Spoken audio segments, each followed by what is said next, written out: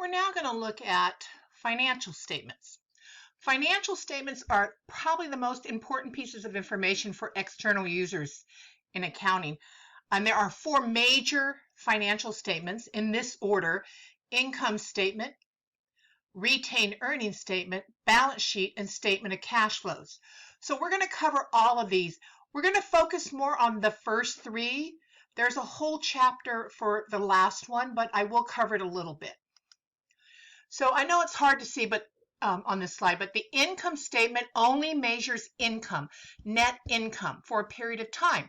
So net income is generated by revenues minus expenses. That's my net income. It'll tell me how much income I have for each month, if I'm doing it monthly or every quarter, whatever I'm doing it. The second statement is called retained earnings. Now remember, I told you a minute ago in the previous slide that the beginning retained earnings for any brand new company is always zero. So the retained earnings statement, it shows a summary in the change of retained earnings, usually for a period of time, and we usually do it every month. And they have to be prepared in this order. So the third one is called the balance sheet. The balance sheet is a list of assets, liabilities, and equity on a specific date. So it takes that accounting equation and all the accounts there and puts the balances down, so to make sure that the accounting equation is still intact. Finally, statement of cash flows. Now, a statement of cash flows basically means that we're going to measure only cash receipts, that's cash coming in, and cash payments, that's cash going out. We're only going to measure how we went from the beginning cash to the ending cash and where it all went to and came from. So I'm not sure if you can see this that well, but here is my income statement. It shows the fees earned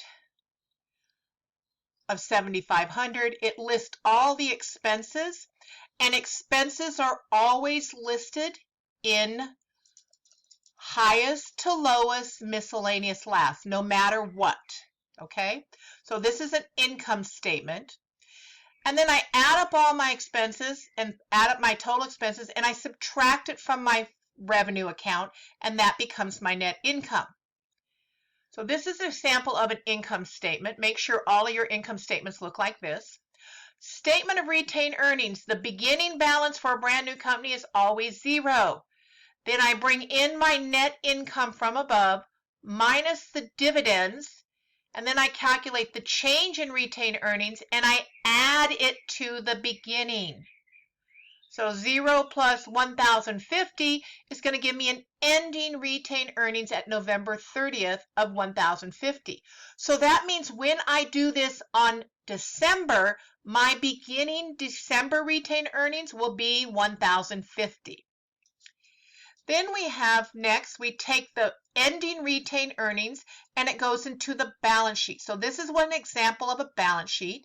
Basically, it's the assets listed. This is from the bottom of your sheet. Then I list my liabilities. Then I list my equity. And the total assets have to equal the total liabilities and stockholders' equity. So this is a balance sheet. This is the format. These are the formats you will be following on these sheets.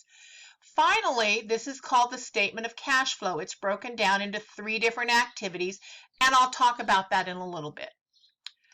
Okay, so income statement, again, net income is when I make more money than I spend, it's net income. If I spend more than I make, it's a net loss. And I usually run this every single month. The retained earnings sheet. It's only done after the income statement because I need to know what the net income or net loss is, and I do it before the balance sheet. The balance sheet is nothing more than a snapshot of my balances at any given time or any given date for assets, liabilities, and equities, and that takes that equation and puts it into place. This is called the report form balance sheet in the vertical view. And statement of cash flows, this is what I wanted to talk about. It's 3 different sections. Most of the homework will not be involved on this, but we do have a whole chapter 13 on this. So operating activities, investing, and financing, and I'll explain these right now. Operating activities are money that I generate from my straight operating, from selling a product or selling a service and generating money. That's what operating activity is. Anything to do with my day-to-day operations is operating activity. Investing activity is when I buy equipment or machinery or sell the same. So investing means that I'm investing in the company by buying larger assets that will make me more money. Okay? And finally, financing activities are when I actually pay dividends or invest more cash into the business. Okay?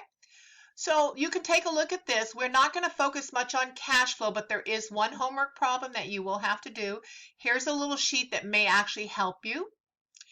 And at the very end of this, there are some ratios at the very end of this PowerPoint as you continue through the PowerPoint. At the very end, always look at the ratios. I will not be focusing on the ratios right now, but they are in the textbook and you will need the textbook or access to it via ebook. This concludes Chapter 1 lecture.